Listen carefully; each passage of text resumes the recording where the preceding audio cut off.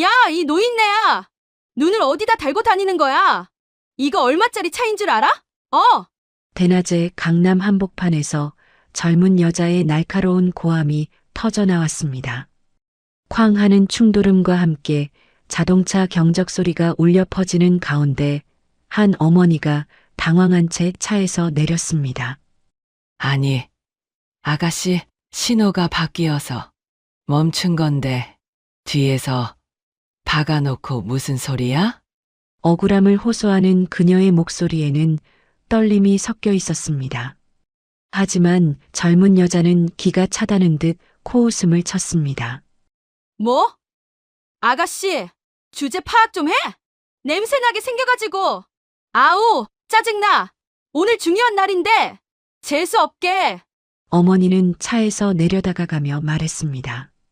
아니, 말을 왜 그렇게 심하게 해? 어른한테. 그 순간이었습니다. 짝, 짝, 뺨을 때리는 소리가 매우 크고 선명하게 2번 울렸습니다. 충격적인 정적이 흘렀습니다. 젊은 여자가 도끼 어린 목소리로 내뱉었습니다. 어른? 돈 없고 늙으면 그냥 방구석에 나 처박혀 있을 것이지. 어디서 훈계질이야? 내 차 기스난 거 보이지? 당장 물어내. 못 물어내면 콩밥 먹을 줄 알아. 이 늙은 여편네야. 뺨을 맞은 어머니는 그 자리에 얼어붙었습니다. 머릿속에서 한 가지 생각만이 맴돌았습니다.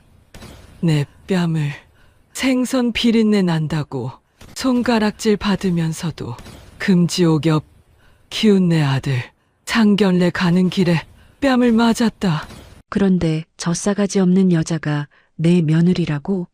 오늘 들려드릴 이야기는 시장 바닥에서 평생 생선 장사를 하며 아들 하나만 바라보고 살아온 한 어머니의 이야기입니다. 천사의 가면을 쓴 악마 같은 며느리에게 처절하게 당했다가 결국 통쾌하게 복수하는 그 여정을 함께 따라가 보시죠. 구독과 좋아요 부탁드립니다. 항상 건강하시고 행복하세요. 안녕하세요. 저는 65살 김말순입니다. 자갈치 시장에서 생선 장사를 시작한 게 벌써 40년이 넘었네요. 제 손에 밴 비린내, 남들은 냄새난다고 손가락질했지만 저한테는 훈장이었습니다. 그 냄새로 아들 민호를 대학 보냈고 대기업까지 취직시켰거든요. 새벽 4시에 일어나 경매장으로 달려가고 해가 질 때까지 손님들 앞에서 생선 내장을 발라내던 그 시간들이 모여서 지금의 민호를 만든 거니까요. 저는 그게 자랑스러웠습니다. 단 한 번도 부끄러웠던 적이 없어요. 그날도 저는 평소처럼 새벽부터 일어나 가게를 정리하고 있었습니다. 그런데 그날따라 마음이 붕 떠 있더라고요. 오늘이 바로 민호가 결혼하겠다고 데려온 여자 부모님을 처음 만나는 날이었거든요. 상견례라는 거, 저 같은 사람한테는 평생에 한 번 있을까 말까 한 큰 행사잖아요. 아침부터 거울 앞에 서서 어떤 옷을 입을까 한참을 고민했습니다. 옷장을 뒤져봐야 화려한 옷이 있을 리 없죠. 그래도 제일 깨끗하고 단정한 옷을 골랐습니다. 민호가 창피당하면 안 되니까요. 민호는 32살입니다. 어릴 때부터 착하고 성실한 아이였어요. 공부도 곧잘했고 무엇보다 제 말을 잘 들었습니다. 아버지 없이 엄마 혼자 키웠다고 동네 사람들이 수군거려도 그 아이는 단 한 번도 삐뚤어지지 않았거든요. 대기업 과장까지 승진했다고 했을 때 저는 밤새 울었습니다. 기쁜 눈물이요. 그리고 몇 달 전에 여자친구를 데려왔죠. 이름이 최유라라고 했습니다. 28살이고 부잣집 딸이라고 하더라고요. 첫인상은 참 예뻤습니다. 머리카락 한 올 흐트러짐 없이 단정하고 말투도 조곤조곤했어요. 민호가 왜 반했는지 알 것 같더라고요. 상견례 장소는 강남의 고급 한정식집이었습니다. 제가 평생 가본 적 없는 곳이죠. 솔직히 좀 주눅이 들었습니다. 그래도 아들 잘 키운 어미로서 당당하게 가자고 속으로 되뇌었어요. 장소까지 가는 길 저는 택시를 탈까 하다가 결국 제 낡은 중고차를 몰고 나섰습니다. 택시비가 아까웠던 게 아니에요. 그냥 혼자만의 시간이 필요했거든요. 운전대를 잡고 가면서 이런저런 생각을 했습니다. 유라 부모님은 어떤 분들일까? 저를 무시하진 않을까? 민호가 행복하게 살 수 있을까? 그런 생각들이요. 그런데 문제는 강남도로에서 터졌습니다. 신호등이 빨간불로 바뀌어서 저는 당연히 멈췄어요. 그런데 뒤에서 갑자기 쾅 하는 소리와 함께 충격이 왔습니다. 추돌 사고였죠. 저는 너무 놀라서 가슴이 두근거렸습니다. 서둘러 차에서 내려 뒤를 확인했어요. 반짝반짝 윤이 나는 고급 외제차가 제 차 뒤에 박혀 있더라고요. 운전석 문이 열리더니 젊은 여자가 불같이 화를 내며 나왔습니다. 그녀의 첫마디가 아까 여러분께 들려드린 그 고함이었습니다. 야, 이 노인네야. 눈을 어디다 달고 다니는 거야? 라고요. 저는 어안이 벙벙했습니다. 분명히 신호가 바뀌어서 정지한 건데 왜 저한테 화를 내는 건지 이해가 안 됐거든요. 뒤에서 박은 건 저 여자인데 말이에요. 저는 최대한 침착하게 말했습니다. 아가씨, 신호가 바뀌어서 멈춘 건데요. 뒤에서 박아놓고 무슨 소리야? 라고요. 그런데 그 여자의 반응은 상상을 초월했습니다. 코웃음을 치더니 저를 위아래로 훑어보는 거예요. 그 눈빛, 마치 더러운 벌레를 보는 것 같은 경멸의 눈빛이었습니다. 그리고는 입을 열었죠. 뭐, 아가씨? 주제 파악 좀 해. 냄새나게 생겨가지고. 아우 짜증나. 오늘 중요한 날인데 재수없게 라고요. 그 순간 제 가슴에 대못이 박히는 것 같았습니다. 냄새난다고요. 제가 평생 들어온 말이에요. 시장 바닥에서 생선 장사하는 여자한테 따라붙는 꼬리표 같은 말이죠. 그래도 저는 참았습니다. 오늘이 어떤 날인데요? 민호 상견례 가는 날인데 여기서 싸움을 벌일 수는 없잖아요. 저는 그냥 대화로 해결하려고 다가갔습니다. 아가씨, 말을 왜 그렇게 심하게 해요? 어른한테 라고 차분하게 말하려고 했습니다. 하지만 제 말이 다 끝나기도 전에 그 여자의 손이 올라왔습니다. 짝, 짝, 뺨을 맞았습니다. 두 대나요. 제 귀가 멍멍해지고 눈앞이 하얘졌습니다. 순간 시간이 멈춘 것 같았어요. 길바닥에서 처음 보는 젊은 여자한테 뺨을 맞았다는 사실이 믿기지 않았습니다. 저는 그 자리에 얼어붙었습니다. 뺨이 화끈거렸고 눈에는 눈물이 그렁그렁 맺혔습니다. 하지만 그 여자는 거기서 끝나지 않았어요. 도끼 어린 목소리로 저를 내려다보며 말했습니다.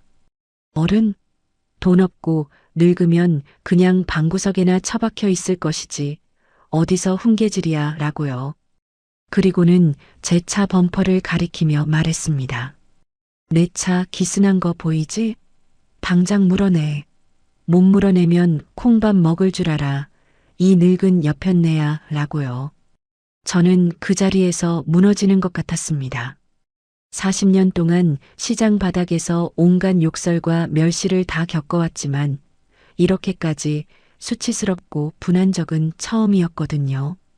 그 여자가 차를 타고 휙 가버린 뒤에야 저는 정신을 차렸습니다. 뺨이 벌겋게 부어올랐고 머리카락은 헝클어져 있었습니다. 거울을 보니 꼴이 말이 아니더라고요. 그래도 가야 했습니다. 상견례에 늦으면 안 되니까요. 민호가 기다리고 있으니까요. 저는 떨리는 손으로 옷매무새를 다듬고 화장도 다시 고쳤습니다. 뺨에 붉은 자국은 어쩔 수 없었어요. 살짝 부딪혔다고 둘러대기로 했습니다. 민호한테 걱정 끼치고 싶지 않았거든요. 다시 시동을 걸고 한정식 집을 향해 달렸습니다. 가는 내내 속이 부글부글 끓었지만 꼭 참았습니다. 오늘은 내 아들 인생에서 가장 중요한 날 중 하나니까요. 내 감정보다 아들의 행복이 먼저니까요. 고급 한정식 집 주차장에 도착했을 때 저는 잠시 차 안에 앉아 심호흡을 했습니다. 진정해라, 김말순. 오늘 하루만 웃으면 된다. 속으로 계속 되뇌었어요. 그리고 차에서 내려 식당으로 향했습니다. 입구에서 민호가 저를 기다리고 있더라고요. 엄마, 왜 이렇게 늦었어? 하면서 반갑게 맞이해줬습니다. 그런데 제 얼굴을 보더니 눈이 커지더라고요. 볼은 왜 그래? 라고 물었습니다. 저는 억지로 웃으며 말했죠. 아, 아니다. 오다가 살짝 부딪혔어. 괜찮다. 어서 들어가자. 라고요. 민호의 손을 잡고 룸문을 열고 들어섰습니다. 그리고 그 순간 제 심장이 멎는 것 같았습니다. 맞은편에 앉아 있는 사람, 예쁘게 차려입은 젊은 여자, 그녀가 고개를 들어 저를 바라보는 순간 저는 숨이 막혔습니다. 분명히 본 얼굴이었거든요. 아까 길바닥에서 저를 노인네라고 욕하고 냄새난다고 비웃고 뺨을 2대나 때린 그 여자였습니다. 세상에 어떻게 이런 일이 있을 수가 있죠? 어머님. 처음 뵙겠습니다. 민호 씨한테 얘기 많이 들었어요. 인상이 너무 좋으세요. 그녀의 목소리가 귀에 들어왔습니다. 조곤조곤하고 다정한 목소리, 아까 저를 향해 퍼붓던 그 도끼 어린 고함과는 완전히 다른 톤이었어요. 저는 믿을 수가 없었습니다. 같은 사람 맞아요? 아까 그 악마 같은 눈빛은 어디 갔고 이렇게 천사 같은 미소를 짓고 있는 건가요? 제 머릿속이 하얘졌습니다. 이게 무슨 상황인지 이해가 안 됐거든요. 저는 본능적으로 입을 열었습니다. 떨리는 목소리로 말했죠. 아가씨, 우리 아까 봤지? 라고요. 그랬더니 그녀가 눈 하나 깜짝 안 하고 대답하는 거예요. 네. 무슨 말씀이세요? 전 오늘 처음 뵙는데요. 라면서요. 그리고는 능청스럽게 웃으며 덧붙였습니다. 아, 혹시 제가 너무 예뻐서 어디서 본 것 같으신가 봐요? 호호호라고요. 민호가 옆에서 웃음을 터뜨렸습니다. 유라가 원래 좀 장난기가 있어. 라면서요. 저는 그 순간 주먹을 꽉 쥐었습니다. 이 여자 지금 저를 완벽하게 모르는 척하고 있는 거예요. 아까 일이 마치 없었던 것처럼요. 저는 그 자리에서 모든 걸 폭로하고 싶었습니다. 이 여자가 1시간 전에 나를 때렸다고, 냄새난다고 욕했다고, 늙은 여편네라고 모욕했다고 소리치고 싶었어요. 하지만 입이 떨어지지 않았습니다. 왜냐하면 민호가 너무 행복해 보였거든요. 유라를 바라보는 민호의 눈빛이 얼마나 다정한지 저는 그걸 보는 것만으로도 가슴이 아팠습니다. 이 자리에서 내가 소란을 피우면 어떻게 될까요? 민호는 분명 유라 편을 들겠죠. 증거도 없이 엄마가 갑자기 미친 소리를 한다고 생각할 거예요. 결국 상견례는 엉망이 되고 민호와의 사이만 틀어지겠죠. 저는 이를 악물었습니다. 일단 참자, 오늘만 넘기자 라고 속으로 되뇌었어요. 유라 부모님도 그 자리에 계셨습니다. 고급스러운 옷을 입은 중년의 부부였는데 말투가 점잖고 교양 있어 보였어요. 유라가 저런 성격인 걸 아실까요? 아니면 모르고 계신 걸까요? 저는 그분들 앞에서도 티를 내지 않으려고 애썼습니다. 억지로 미소를 지으며 인사를 나누고 음식이 나오면 먹는 척했습니다. 하지만 목구멍으로 아무것도 넘어가지 않더라고요. 아까 맞은 뺨이 계속 욱신거렸고 유라가 웃을 때마다 속이 뒤집어졌습니다. 식사 중간에 유라가 화장실에 간다며 일어섰습니다. 저도 모르게 따라 일어났어요. 뒤를 쫓아 화장실로 향했습니다.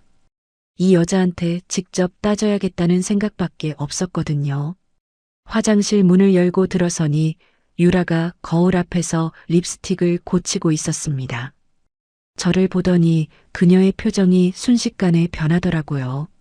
아까 식당에서 보여줬던 천사 같은 미소는 온데간데 없고 차갑고 경멸 어린 눈빛이 돌아왔습니다. 와, 끈질기네. 노인네가 눈치도 없어? 그녀가 비웃으며 말했습니다. 아까 그 일은 그냥 똥 밟았다 생각하고 넘어가라고요. 아들 앞길 막기 싫으면 입 다물고 있으라고요. 저는 분노가 치밀어 올랐습니다. 어떻게 인간이 이럴 수가 있냐고, 넌 내 며느리 자격이 없다고 민호한테 다 말할 거라고 소리쳤습니다. 그랬더니 유라가 제 어깨를 밀치더니 더 가까이 다가왔어요. 그리고 낮고 독한 목소리로 속삭였습니다. 말해봐. 민호 씨가 냄새나는 생선 장수 엄마 말을 믿을까? 대기업 다니는 세련된 내 말을 믿을까? 그 말이 비수처럼 꽂혔습니다. 틀린 말이 아니었거든요. 민호는 착하지만 순진한 아이예요. 유라 같은 여자한테 홀딱 넘어갈 수밖에 없죠. 제가 아무리 진실을 말해도 민호는 유라 편을 들 가능성이 높았습니다. 저는 할 말을 잃었습니다. 그런데 유라가 거기서 한 방 더 날렸어요. 그리고 나 임신했어. 민호 씨 핏줄이라고. 어디 한번 해보시던가. 임신이라고요. 손주가 생겼다고요. 저는 그 말에 완전히 무너졌습니다. 다리에 힘이 풀려서 화장실 벽에 기대야 했어요. 임신한 여자를 어떻게 해요? 뱃속에 있는 건 제 손주잖아요. 설령 유라가 악마 같은 여자라 해도 그 아이는 민호의 피를 이어받은 제 핏줄인데요. 유라는 제가 무너지는 걸 보며 승리자의 미소를 지었습니다. 그리고는 화장실을 유유히 나갔습니다. 저는 한참 동안 그 자리에 서 있었습니다. 눈물이 볼을 타고 흘러내렸지만 닦을 힘조차 없었어요. 그날 상견례는 어떻게 끝났는지 기억도 잘 안 납니다. 유라는 식탁에서 완벽한 예비 며느리 연기를 했고 민호는 행복에 겨워 있었고 저는 그 모든 걸 바라보며 혼자 지옥 같은 시간을 견뎠습니다. 집에 돌아와서 저는 밤새 잠을 이루지 못했어요. 내 아들이 저런 여자한테 속아서 결혼하려 한다는 게 믿기지 않았거든요.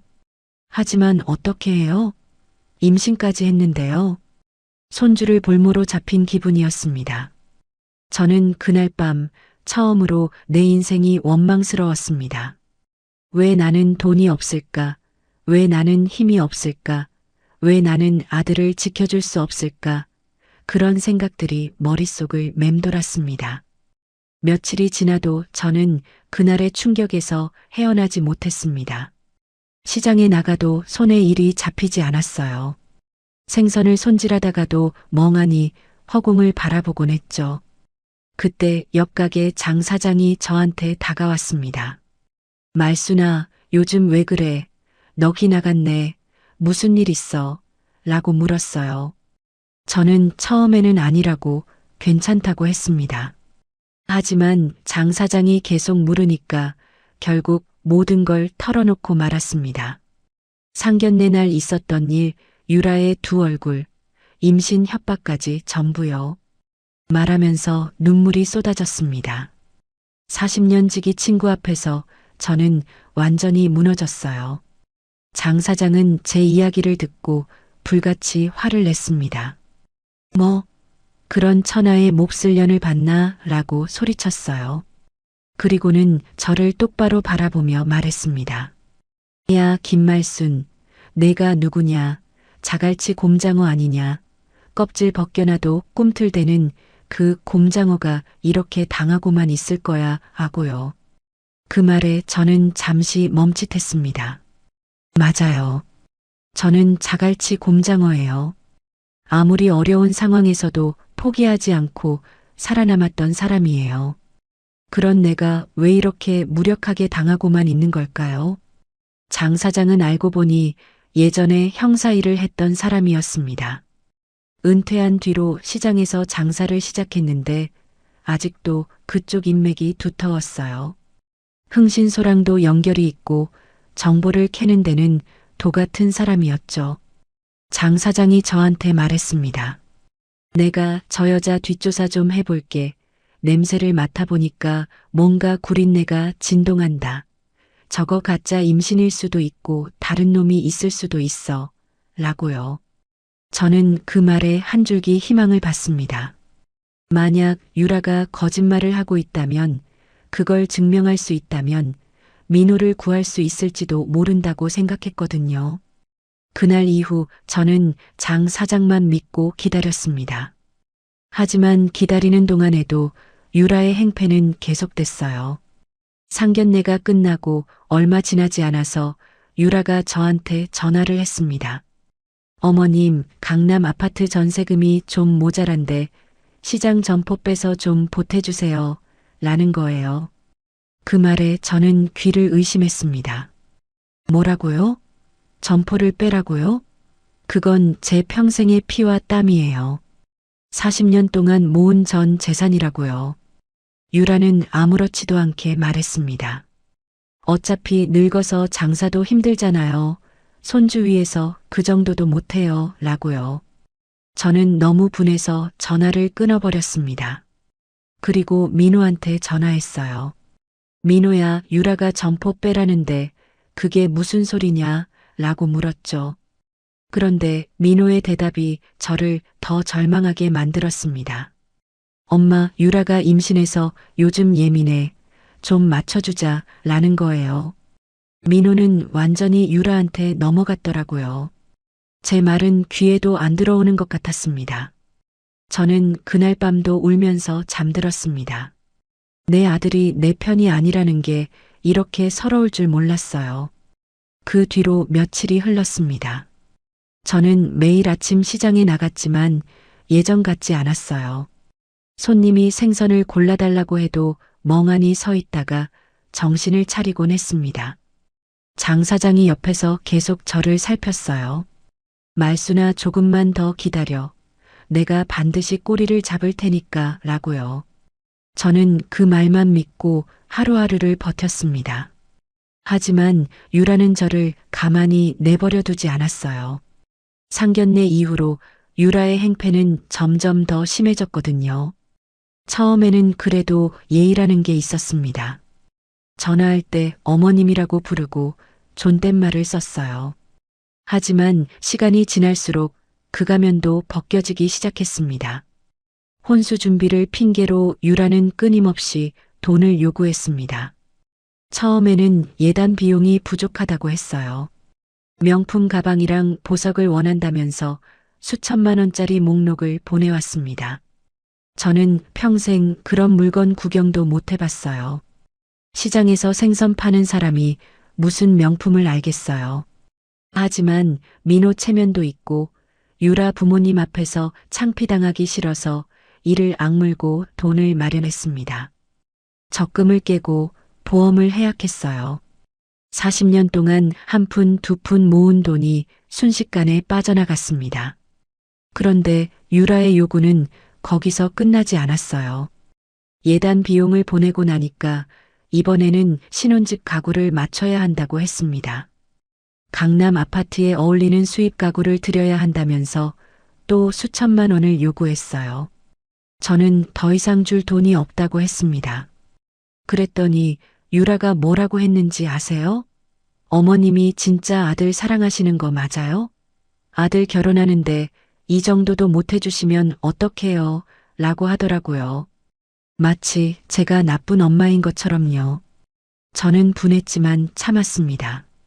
민호가 중간에서 곤란해할 것 같았거든요.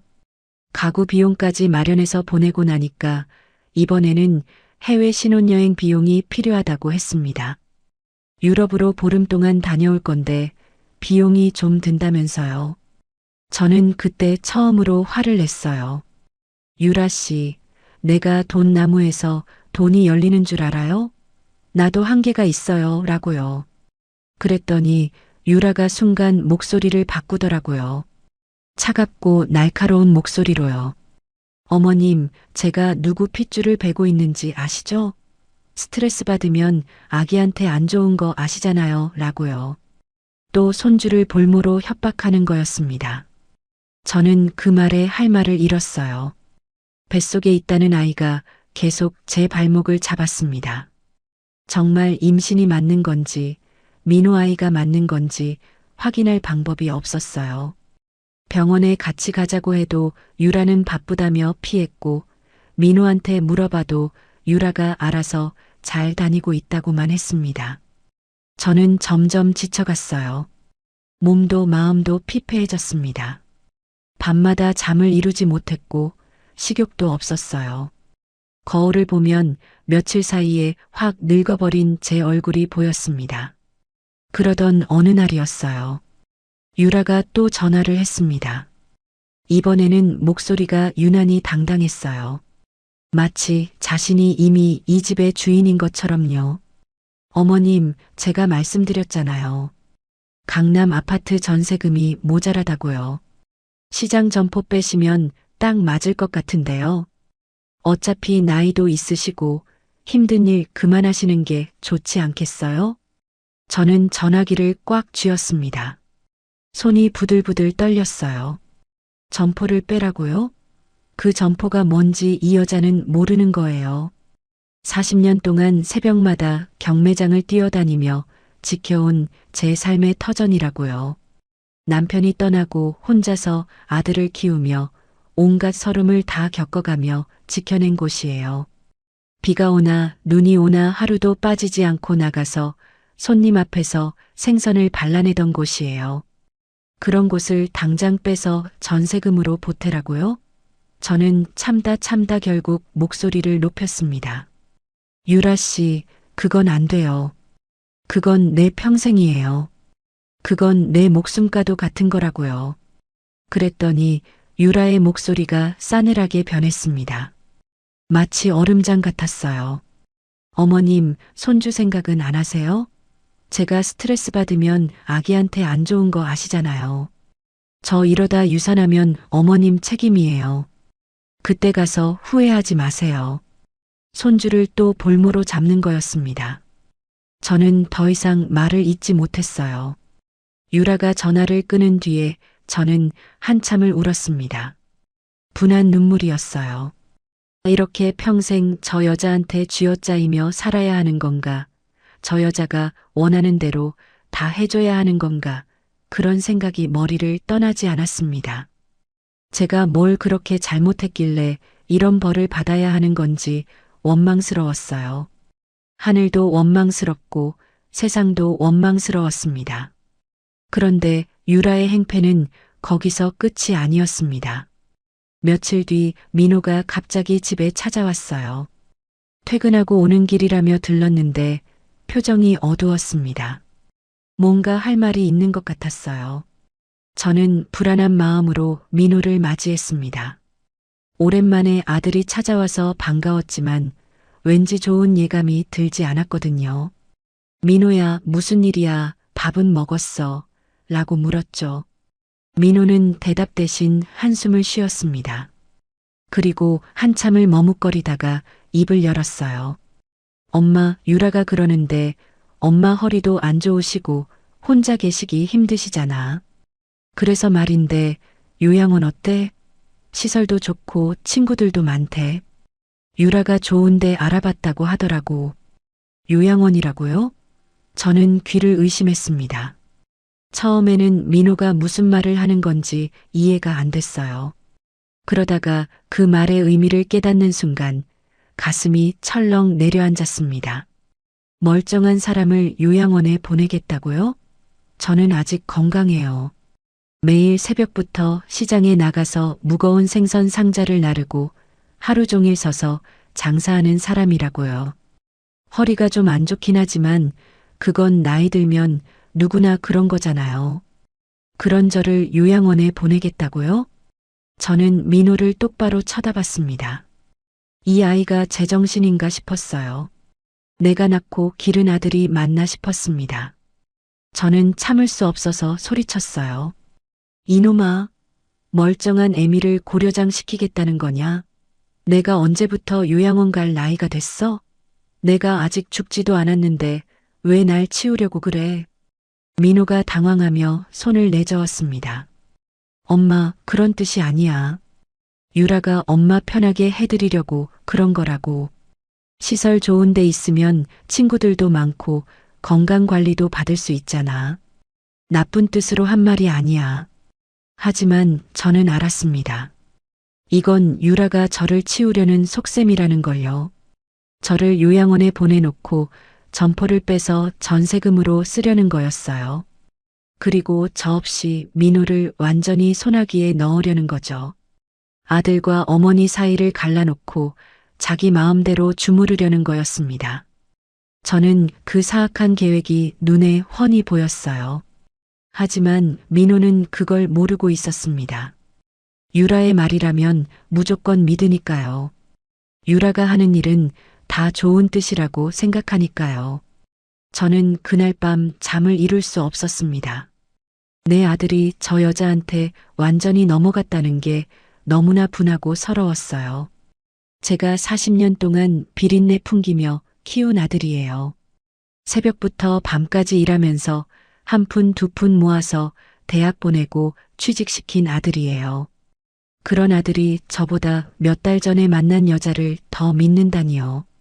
엄마를 요양원에 보내자는 말을 아무렇지 않게 하다니요. 저는 베개를 적시며 울었습니다. 한평생 이렇게 서러웠던 적이 없었어요. 하지만 저는 포기하지 않았습니다. 장 사장이 한 말이 계속 귀에 맴돌았거든요. 자갈치 곰장어가 이렇게 당하고만 있을 거야 라는 말이요. 저는 곰장어예요. 껍질을 벗겨놔도 꿈틀대는 곰장어라고요. 40년 동안 온갖 풍파를 다 겪으면서도 살아남았어요. 남편이 떠나도 살아남았고 빚쟁이들이 몰려와도 살아남았고 세상이 아무리 저를 짓밟아도 다시 일어섰어요. 이번에도 살아남을 거예요. 저는 장 사장을 찾아갔습니다. 사장님, 유라 조사는 어떻게 되고 있어요? 라고 물었죠. 장 사장은 심각한 표정으로 고개를 끄덕이며 말했습니다. 말순아, 내가 냄새 좀 맡아봤는데 구린내가 진동을 한다. 저 여자 뭔가 있어. 겉으로 보이는 것과 전혀 다른 인간이야. 조금만 더 기다려. 반드시 꼬리를 잡아줄 테니까. 내 경력이 헛된 게 아니야. 저는 그 말을 믿고 기다렸습니다. 하루하루가 지옥 같았지만 버텼어요. 유라가 뭐라고 하든 민호가 뭐라고 하든 꼭 참았습니다. 언젠가 진실이 밝혀질 거라고, 저 여자의 본색이 드러날 거라고 믿었거든요. 그리고 며칠 뒤 장 사장이 급하게 저를 찾아왔습니다. 아침 일찍 가게 문을 열자마자 헐레벌떡 뛰어오더라고요. 표정이 심각했어요. 손에는 두툼한 서류 봉투가 들려 있었습니다. 저는 심장이 두근거렸어요. 드디어 뭔가 잡힌 건가 싶었거든요. 말순아, 일단 앉아봐. 내가 캐낸 게 있어. 근데 각오해야 해. 내가 생각했던 것보다 훨씬 심각해. 저는 두근거리는 가슴을 안고 장 사장 앞에 앉았습니다. 장 사장이 봉투를 열어 서류들을 하나씩 꺼냈어요. 사진도 있고 문서도 있고 뭔가 공식적인 도장이 찍힌 기록들도 있었습니다. 저는 그것들을 하나하나 확인했어요. 그리고 눈을 의심했습니다. 손이 덜덜 떨렸어요. 세상에, 이게 무슨 일이에요? 이게 대체 무슨 일이냐고요? 장 사장의 조사 결과는 충격 그 자체였습니다. 우선 유라는 임신하지 않았어요. 임신했다는 게 처음부터 끝까지 완전한 거짓말이었던 거죠. 장 사장이 흥신소를 통해 유라가 다닌다고 주장하는 산부인과 기록을 확인했는데 최근 임신 기록이 전혀 없었습니다. 유라가 말한 병원에 문의해 보니 그런 환자 자체가 없다고 했대요. 유라는 민호와 저를 속이기 위해 거짓 임신을 꾸며낸 거였어요. 손주가 있다고 믿었던 저는 허공에 존재하지도 않는 아이를 위해 협박당하고 있었던 거예요. 스트레스 받으면 아기한테 안 좋다면서 돈을 뜯어갔고 유산하면 책임지라면서 저를 겁줬던 거예요. 뱃속에 아이가 없는데요. 처음부터 없었는데요. 저는 그 사실을 알고 눈앞이 캄캄해졌습니다. 이 여자가 이 정도로 나쁜 줄은 정말 몰랐어요. 거짓 임신으로 사람을 이렇게 쥐어짜다니요. 하지만 충격은 거기서 끝이 아니었습니다. 장 사장이 꺼낸 사진들을 보는 순간 저는 숨이 막혔어요. 사진 속에는 유라가 낯선 남자와 함께 있는 모습이 담겨 있었거든요. 고급 레스토랑에서 다정하게 마주보며 식사하는 장면이 있었습니다. 손을 잡고 거리를 걷는 장면도 있었어요. 그리고 결정적으로 어느 모텔 앞에서 그 남자와 함께 들어가는 장면까지 있었습니다. 사진에는 날짜와 시간이 선명하게 찍혀 있었어요. 유라는 민호와 사귀면서 다른 남자를 만나고 있었던 거예요. 그것도 한두 번이 아니라 꾸준히요. 장 사장 말로는 몇 달 동안 추적했는데 거의 매주 그 남자를 만났다고 했습니다. 저는 사진을 보면서 손이 부들부들 떨렸어요. 이 여자가 내 아들을 이렇게 배신하고 있었던 거예요. 민호가 열심히 돈 벌어서 갖다 바치고 있을 때 이 여자는 다른 남자랑 호텔에서 놀아나고 있었던 거예요. 장 사장님, 이 남자가 누구예요? 어떤 놈이에요? 저는 떨리는 목소리로 물었습니다. 장 사장은 한숨을 깊이 쉬더니 대답했어요. 이 남자가 문제야. 유부남이야. 그것도 사업하는 집 아들인데 와이프랑 아이까지 있어. 유라가 이 남자랑 몇 년째 내연 관계래. 민호 만나기 전부터 사귀던 사이야. 내연 관계라고요? 유부남이라고요? 저는 머리가 어지러웠습니다. 유라는 민호와 결혼하려고 하면서 동시에 유부남과 바람을 피우고 있었던 거예요. 민호는 그저 이용당하고 있었던 거죠. 유라한테 민호는 진심으로 사랑하는 사람이 아니었어요. 돈줄이었던 거예요. 저는 분노가 치밀어 올랐습니다. 이런 여자가 세상에 있다니요. 이런 악마 같은 여자가 있다니요. 하지만 장 사장의 이야기는 아직 끝나지 않았어요. 장 사장이 서류를 하나 더 꺼내 보여줬습니다. 법원 기록이었어요. 공식 도장이 선명하게 찍혀 있었습니다. 그리고 말순아, 더 큰 문제가 있어. 유라 그 여자 과거에 사기 전과가 있더라. 한두 번이 아니야. 사기 전과요? 저는 눈이 휘둥그레졌습니다. 장 사장이 서류를 펼쳐 보여줬어요. 유라는 몇 년 전에 다른 남자를 상대로 사기를 친 적이 있었습니다. 결혼을 미끼로 돈을 뜯어낸 거죠. 혼수 비용이 필요하다. 신혼집 전세금이 부족하다. 이런 핑계로 수천만 원을 받아 챙기고는 잠적했대요. 피해자가 고소를 해서 유죄 판결까지 받았고요. 그런 여자가 지금 똑같은 수법으로 민호에게 접근한 거였습니다. 처음부터 끝까지 계획된 사기였어요. 민호의 대기업 배경을 보고 접근했고 저의 시장 점포까지 노린 거였습니다.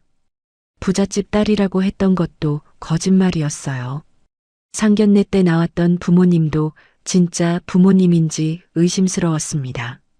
장 사장 말로는 그 사람들도 돈 받고 연기한 가짜일 가능성이 높다고 했어요. 저는 서류들을 움켜쥐고 한참을 울었습니다. 분한 눈물이었어요. 억울한 눈물이었어요. 내 아들이 이런 사기꾼한테 속아서 결혼하려고 했다니요. 평생 성실하게 살아온 민호가 저런 여자한테 농락당하고 있었다니요. 저는 주먹을 불끈 쥐었습니다. 이제 가만히 있을 수 없어요. 반드시 저 여자의 본색을 밝혀야 해요. 민호를 구해야 해요. 더 이상 당하고만 있으면 안 됐습니다. 장 사장님 고마워요. 정말 정말 고마워요. 이 은혜 평생 잊지 않을게요. 저는 장 사장의 손을 꼭 잡았습니다. 눈물이 계속 흘러내렸지만 이번에는 희망의 눈물도 섞여 있었어요. 드디어 무기를 얻은 거잖아요. 유라를 무너뜨릴 증거를 얻은 거잖아요. 장 사장은 저를 격려하며 말했어요. 말순아, 이제 내 차례야. 저 여자한테 되갚아줘. 그동안 당한 거 다 돌려줘. 내가 누구야? 자갈치 곰장어잖아. 곰장어의 매운맛을 보여줘. 내가 끝까지 도와줄 테니까 걱정 마. 저는 고개를 끄덕였습니다. 이제 복수할 때가 됐어요. 하지만 섣불리 움직이면 안 됐습니다. 유라는 머리가 빠른 여자예요. 눈치도 백단이고요. 조금이라도 수상하다 싶으면 바로 빠져나갈 거예요. 저는 신중하게 계획을 세워야 했습니다. 언제, 어디서, 어떻게 유라의 본색을 폭로할지 치밀하게 준비해야 했어요. 한 번에 확실하게 끝내야 했습니다. 두 번 기회는 없을 테니까요. 저는 일단 아무것도 모르는 척 했습니다. 유라가 전화해서 돈을 요구해도 내내 알겠어요. 라고 순순히 대답했어요. 요양원 이야기가 나와도 그래 생각해 볼게. 좋은 데 있으면 알려줘. 라고 했습니다. 점포 빼는 것도 알아보고 있다고 거짓말했어요. 유라는 제가 완전히 굴복했다고 생각했겠죠. 드디어 생선 장수 시어머니가 꼬리를 내렸다고 좋아했을 거예요. 하지만 속으로는 이를 갈고 있었습니다. 기다려라 최유라. 내가 나한테 한 짓 반드시 되갚아주마 라고요. 며칠 뒤 유라가 또 연락을 해왔습니다.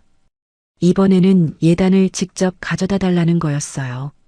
결혼식이 얼마 안 남았으니까 예단을 미리 준비해서 함에 담아 보내달라고요.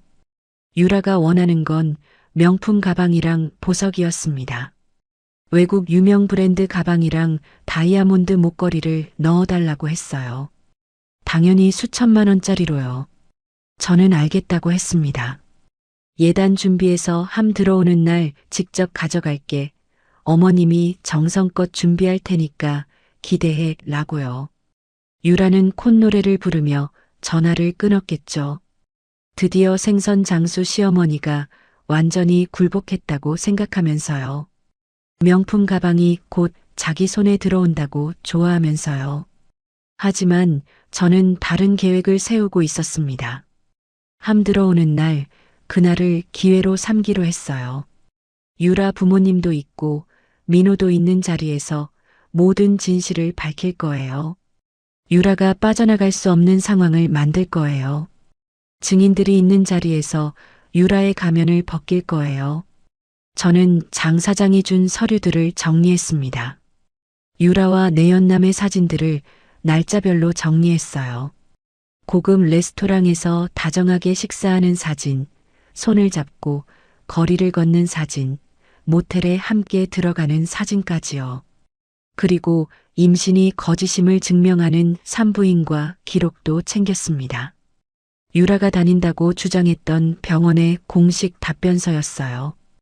해당 환자의 임신 기록이 없다는 내용이 담겨 있었습니다.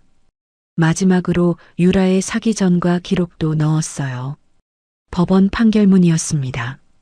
이게 제 무기예요. 이걸로 유라를 무너뜨릴 거예요. 함 들어오는 날이 다가왔습니다. 저는 아침부터 긴장됐어요. 오늘이 유라의 가면을 벗기는 날이니까요. 오늘이 민호를 구하는 날이니까요. 저는 준비한 예단함을 들고 집을 나섰습니다. 겉으로 보기에는 평범한 예단함이었어요. 빨간 보자기로 곱게 쌓여 있었고 금박으로 장식된 나무함이었습니다. 아무도 그 안에 뭐가 들었는지 의심하지 않을 거예요. 하지만 그 안에는 명품 가방 대신 유라의 치부를 담은 서류들이 가득했습니다. 저는 떨리는 마음을 진정시키며 민호 집으로 향했습니다. 운전대를 잡은 손이 미세하게 떨렸어요. 긴장되기도 했고 흥분되기도 했습니다.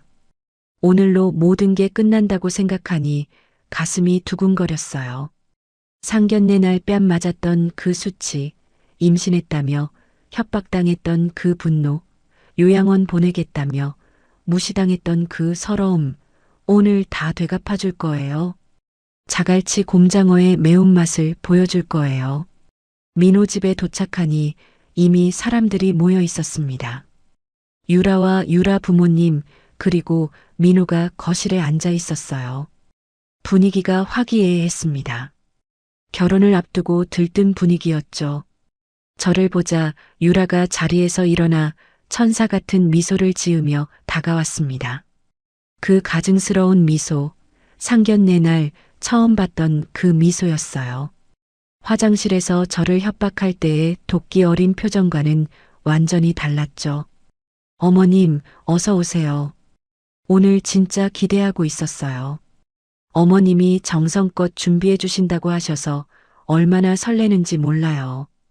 그 목소리가 얼마나 가증스럽던지요. 저는 속으로 이를 갈았지만 겉으로는 웃음을 지었습니다. 그래, 기대해라. 내가 상상도 못할 걸 보게 될 테니까 라고 속으로 중얼거렸어요. 저는 예단함을 거실 테이블 위에 조심스럽게 올려놓았습니다. 모두의 시선이 그 함으로 향했어요. 유라의 눈이 반짝거렸습니다. 드디어 명품 가방을 받게 됐다고 생각하는 눈빛이었죠. 유라 어머니도 기대에 찬 표정이었어요. 어머님, 제가 열어봐도 될까요? 너무 궁금해요. 유라가 들뜬 목소리로 물었습니다. 손을 비비며 함 앞에 앉았어요. 저는 고개를 끄덕였습니다. 그래, 열어보렴. 내가 원하던 거다. 어머니가 정성껏 준비했어.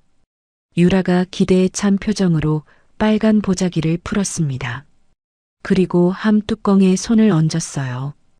뚜껑을 여는 그 순간 저는 숨을 죽였습니다. 유라가 함을 열었어요. 그리고 그 안을 들여다보는 순간 유라의 표정이 굳었습니다. 얼굴이 새하얗게 질리더라고요. 함 안에는 명품 가방이 없었거든요. 다이아몬드 목걸이도 없었어요. 대신 사진과 서류들이 빼곡히 들어 있었습니다. 이게 뭐야? 유라가 비명을 질렀습니다. 손이 덜덜 떨리더라고요. 함 안에서 사진 한 장을 집어들었어요. 자신이 내연남과 모텔에 들어가는 장면이 찍힌 사진이었습니다. 유라의 얼굴이 일그러졌어요. 민호가 이상한 낌새를 느끼고 함 쪽으로 다가왔습니다. 뭐야, 유라야, 왜 그래? 라면서요. 민호도 함 안을 들여다봤어요. 그리고 사진들을 집어들기 시작했습니다. 유라야, 이게 다 무슨 소리야? 이 사진은 뭐야? 이 남자는 누구야? 민호의 목소리가 떨렸습니다. 사진 속에서 자신의 약혼녀가 다른 남자와 다정하게 있는 모습을 보고 있으니 얼마나 충격이었겠어요. 민호가 서류들도 하나씩 확인했습니다. 산부인과 기록을 보더니 얼굴이 창백해졌어요. 임신이 거짓말이었어? 이 병원 기록에는 내 이름이 없는데? 임신 기록이 아예 없다고 되어 있잖아. 유라가 허둥지둥 변명했습니다. 아니야. 이거 다 조작이야. 저 노인네가 나 모함하는 거라고. 민호 씨, 나 못 믿어? 우리 사랑하잖아. 이런 거짓 증거에 속으면 안 돼. 하지만 민호는 계속 서류들을 확인했어요. 사기 전과 기록을 발견하더니 손이 떨리기 시작했습니다. 이건 뭐야? 법원 판결문이잖아. 내가 전에도 이런 짓을 했어? 결혼 사기로 유죄 판결을 받았다고? 저는 이때다 싶어서 입을 열었습니다. 차분하지만 단호한 목소리로요. 민호야, 이 여자는 널 처음부터 속였어. 임신도 거짓말이야. 처음부터 끝까지 다 연극이었어. 그리고 다른 남자가 있어. 그것도 유부남이야. 너랑 사귀면서 그 남자랑 계속 만났어. 그리고 과거에 사기 전과까지 있어. 똑같은 수법으로 다른 남자한테도 돈을 뜯어냈어. 너한테 접근한 것도 다 돈 때문이야. 거실이 순간 얼어붙었습니다. 유라 부모님도 당황한 표정이었어요. 아니, 저 사람들이 진짜 유라 부모님인지도 의심스러웠습니다. 장 사장 말로는 유라가 부모 행세를 시킬 사람을 돈 주고 고용했을 수도 있다고 했거든요. 상견례 때부터 뭔가 이상하다 싶었어요. 유라가 저렇게 막대 먹은 인간인데 부모님은 너무 점잖고 교양 있어 보였거든요. 앞뒤가 안 맞았어요. 그때 현관문이 열리는 소리가 났습니다. 저는 뒤를 돌아봤어요. 장 사장이 낯선 남자와 함께 들어오고 있었거든요. 제가 미리 부탁해둔 거였어요. 장 사장이 결정적인 순간에 증인을 데려오기로 했거든요. 30대 중반쯤 되어 보이는 남자였어요. 피곤하고 지친 표정이었습니다. 장 사장이 설명해 줬어요. 말순아, 이 사람이 유라의 진짜 남편이야. 호적에 정식으로 등재되어 있어. 아이도 둘이나 있어. 유부녀라고요? 저는 귀를 의심했습니다. 유라가 이미 결혼해서 아이까지 있다고요? 그러면 민호와의 결혼은 완전한 사기였던 거예요. 중혼까지 저지르려고 했던 거죠. 불법이잖아요. 저는 경악했습니다. 이 여자가 이 정도로 나쁜 줄은 몰랐어요. 상상을 초월했습니다. 유라의 진짜 남편이 유라를 향해 걸어왔습니다. 화가 잔뜩 난 표정이었어요. 당신 미쳤어? 도박 빚 때문에 이런 짓까지 하는 거야? 집에 아이들도 있는데 어디서 이런 사기를 쳐? 몇 달째 연락 안 되더니 여기서 딴 남자랑 결혼한다고 설치고 있었어? 도박 빚이라고요? 알고 보니 유라는 도박에 빠져서 큰 빚을 졌고 그 빚을 갚기 위해 민호에게 접근한 거였습니다. 민호의 대기업 배경과 저의 알짜배기 시장 점포를 노린 전형적인 꽃뱀이었던 거죠. 처음부터 끝까지 계산된 범행이었어요. 사랑 같은 건 없었습니다. 민호는 그저 돈줄이었던 거예요. 민호가 다리에 힘이 풀려 그 자리에 주저앉았습니다. 얼굴이 하얗게 질렸어요. 유부녀였다고?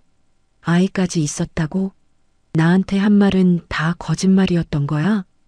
민호의 목소리가 떨렸습니다. 사랑한다고 믿었던 여자의 실체를 알게 된 충격이 얼마나 컸겠어요. 몇 달 동안 진심으로 사랑하고 결혼까지 약속했던 여자가 유부녀의 사기꾼의 도박 중독자였다니요. 그것도 자기 어머니를 때리고 모욕했던 그 여자가요. 민호의 세계가 무너지는 게 눈에 보였습니다. 유라가 발버둥 쳤습니다. 여전히 포기하지 않더라고요. 아니야. 민호 씨, 이건 다 오해야. 저 남자는 이미 이혼한 사이야. 서류상으로만 아직 정리가 안 된 거라고. 내 마음은 진짜야. 민호 씨한테 진심이었어. 하지만 아무도 그 말을 믿지 않았어요. 증거가 너무 확실했거든요. 사진, 서류, 그리고 눈앞에 진짜 남편까지 나타났는데 무슨 변명이 통하겠어요. 유라의 진짜 남편이 코웃음을 쳤습니다. 이혼? 우리가 언제 이혼했어? 당신이 집 나간 거지. 아이들 버리고 도망간 거잖아. 양육비도 안 보내면서 어디서 이런 짓을 하고 있었어? 유라의 가면이 완전히 벗겨졌습니다. 더 이상 숨길 게 없었어요. 유라의 얼굴이 일그러지더니 도끼가 서렸습니다. 천사 같던 표정은 온데간데 없고 상견례 가던 날 저를 때렸던 그 악마의 얼굴이 드러났어요. 유라가 저를 향해 달려들었습니다. 이 늙은 게 죽고 싶어서 환장했나? 다 내년 때문이야. 가만 안 놔둬. 유라가 저를 향해 손을 휘둘렀습니다. 하지만 저는 피하지 않았어요. 오히려 한 발 앞으로 나갔습니다. 그리고 유라의 손목을 잡았어요. 40년 동안 무거운 생선 상자를 나르며 단련된 손이었습니다. 유라가 제 손아귀에서 벗어나려고 발버둥 쳤지만 소용없었어요. 저는 있는 힘껏 유라의 뺨을 후려쳤습니다. 짝! 상견례 가던 날 맞았던 것보다 훨씬 크고 통쾌한 소리가 울렸습니다. 유라의 고개가 옆으로 확 돌아갔어요. 저는 유라를 똑바로 바라보며 말했습니다. 이건 내 뺨 때린 값이다. 상견례 가던 날 내가 나한테 한 짓 기억나? 길바닥에서 노인네라고 욕하고 냄새난다고 비웃고 뺨을 2대나 때렸잖아. 그거 돌려주는 거야. 짝! 한 번 더 때렸습니다. 더 세게요. 유라가 비틀거렸어요. 이건 내 아들 마음 난도질한 값이다. 민호가 너를 얼마나 사랑했는지 알아? 진심으로 결혼하려고 했어. 그런 아들을 가지고 놀았어. 돈줄로 이용했어. 그 죗값이야. 짝! 마지막으로 한 번 더 때렸습니다. 온 힘을 다해서요. 유라가 휘청거리며 뒤로 물러났어요. 이건 감히 부모 자식 천륜을 끊으려 한 죗값이다. 나를 요양원에 보내려고 했지? 멀쩡한 어미를 치우려고 했지? 아들한테 엄마 버리라고 꼬드겼지? 그 죗값이야. 당장 내 앞에서 꺼져. 유라가 바닥에 주저앉았습니다. 얼굴이 벌겋게 부어올랐어요. 상견례 가던 날 제 뺨이 그랬던 것처럼요. 저는 40년 동안 쌓인 분노와 수치를 지금 다 쏟아낸 거예요. 속이 뻥 뚫리는 것 같았습니다. 시원했어요. 이렇게 시원할 수가 없었어요. 그때 밖에서 경찰 사이렌 소리가 들렸습니다. 점점 가까워지더라고요. 장 사장이 미리 신고해둔 거였어요. 사기 혐의로요. 이 모든 증거를 가지고 경찰에 미리 접수해뒀던 거예요. 얼마 뒤 경찰들이 현관문을 열고 들어왔습니다. 제복을 입은 경찰관 2명이었어요. 최유라 씨 맞습니까? 사기 혐의로 동행을 요청합니다. 유라가 바닥에서 일어나 발버둥 쳤습니다. 울고불고 매달렸어요. 아니에요. 저 사기 안 쳤어요. 다 오해예요. 민호 씨, 나 좀 살려줘. 제발. 하지만 소용없었습니다. 경찰이 유라의 양팔을 잡고 수갑을 채웠어요. 유라가 저를 노려보며 악을 썼습니다. 김말순, 너 두고 봐. 가만 안 놔둘 거야. 반드시 복수할 거야. 저는 그 말에 코웃음을 쳤습니다. 그래 해봐라. 감옥에서 어떻게 복수하나 보자. 라고 속으로 생각했어요. 유라가 비참하게 끌려나갔습니다. 상견례 때 저한테 콩밥 먹을 줄 알라고 했던 그 입으로 이제 자기가 콩밥을 먹게 된 거예요. 인과응보였습니다. 가짜 부모 행세를 하던 사람들도 함께 연행됐어요. 공범이었거든요. 거실에 정적이 흘렀습니다. 유라의 진짜 남편도 한숨을 쉬며 나갔어요. 뒷수습을 해야 한다면서요. 남은 건 저와 민호, 그리고 장 사장뿐이었습니다. 민호가 바닥에 무릎을 꿇었습니다. 어깨가 들썩거렸어요. 울고 있었습니다. 한참을 그렇게 울더니 고개를 들어 저를 바라봤어요. 눈이 벌겋게 충혈되어 있었습니다. 엄마 내가 미안해. 내가 등신이지 엄마 말 안 믿고 저런 여자한테 속아서. 민호의 목소리가 끊겼습니다. 너무 울어서 말을 잇지 못했어요. 저는 민호에게 다가가 어깨를 감쌌습니다. 품에 안아줬어요. 32살이 된 아들이지만 제 품에서 울고 있는 건 어릴 때 그 아이와 똑같았어요. 됐다. 이제 됐어. 정신 차렸으면 됐어. 엄마가 있잖아. 민호가 저를 꼭 안으며 오열했습니다. 엄마가 뺨 맞았을 때 나한테 말했어야지. 왜 혼자 참았어. 엄마 얼마나 힘들었어. 저도 눈물이 났습니다. 하지만 괜찮았어요. 이제 다 끝났으니까요. 민호가 정신을 차렸으니까요. 화가 나지 않았냐고요? 물론 화가 났죠. 민호가 저보다 유라 편을 들 때마다 가슴이 찢어지는 것 같았어요. 요양원 보내자는 말을 할 때는 정말 죽고 싶었어요. 하지만 어쩌겠어요. 내 자식인걸요. 아무리 미워도 내 새끼니까요. 이제라도 정신 차렸으니 다행이에요. 그걸로 됐어요. 장 사장이 조용히 다가와 제 어깨를 두드렸습니다. 말순아, 수고했다. 자갈치 곰장어 면목을 세웠어. 오늘 내가 진짜 멋있었다. 저는 장 사장에게 고개를 숙였습니다. 사장님 아니었으면 못했어요. 정말 고마워요. 평생 이 은혜 잊지 않을게요. 장 사장이 손을 내저었어요. 무슨 은혜야? 우리 40년 지기 아니냐? 친구 좋다는 게 뭐냐? 힘들 때 도와주는 게 친구지. 저는 그 말에 또 눈물이 났습니다. 힘든 시간이었지만 이렇게 좋은 친구가 곁에 있었던 게 감사했어요. 혼자였으면 절대 못 이겨냈을 거예요. 장 사장이 있었기에 여기까지 올 수 있었습니다. 민호가 한참을 울다가 겨우 진정했습니다. 눈이 퉁퉁 부어 있었어요. 32살 다 된 남자가 어린애처럼 울었거든요. 저는 민호의 머리를 쓰다듬어 줬습니다. 어릴 때 악몽 꾸고 울 때 그랬던 것처럼요. 민호가 제 손을 잡았어요. 엄마, 나 정말 바보였어. 유라가 하는 말이면 다 믿었어. 엄마보다 그 여자를 믿었어. 엄마가 얼마나 속상했을까. 저는 고개를 저었습니다. 이제 지나간 일이야. 다 끝났어. 라고요. 민호가 또 눈물을 글썽였어요.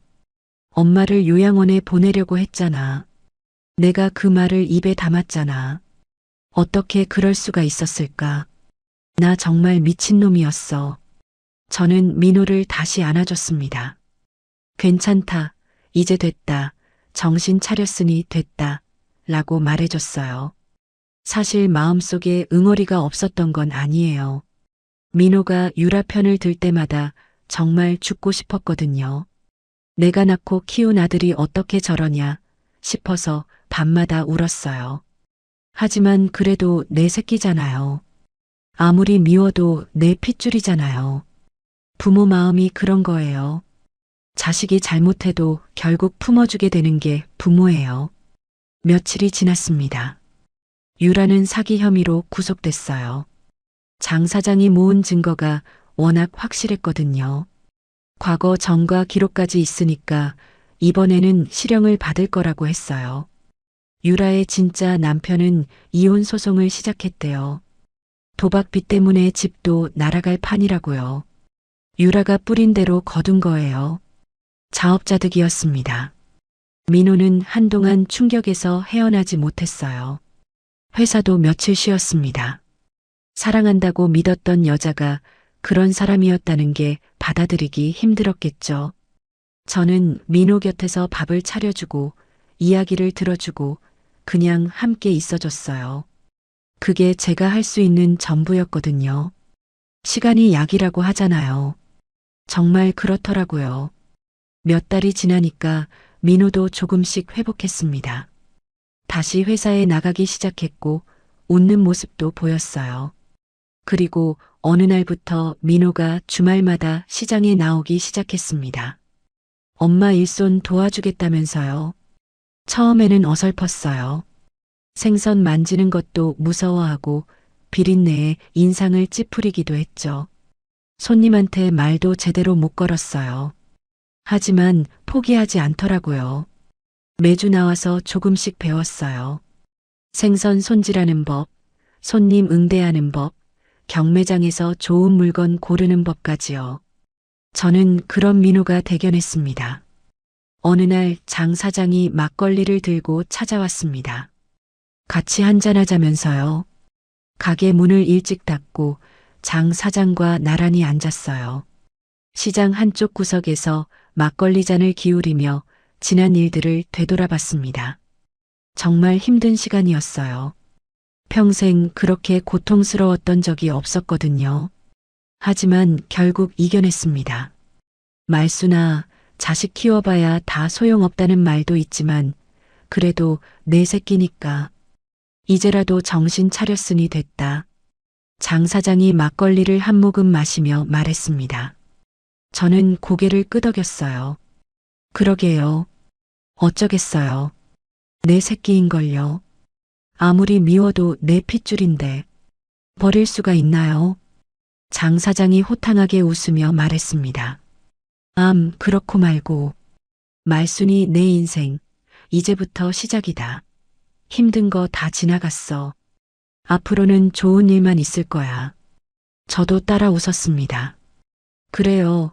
이제부터 시작이에요. 힘든 일은 다 지나갔어요. 앞으로는 좋은 일만 있을 거예요. 저는 멀리 보이는 바다를 바라봤습니다. 석양이 바다를 붉게 물들이고 있었어요. 갈매기들이 하늘을 날고 있었습니다. 저 갈매기처럼 저도 자유로워진 기분이었어요. 민호가 막걸리 한 병을 더 들고 달려왔습니다. 엄마 나도 끼워줘 하면서요. 세 사람이 나란히 앉아 막걸리를 마셨어요.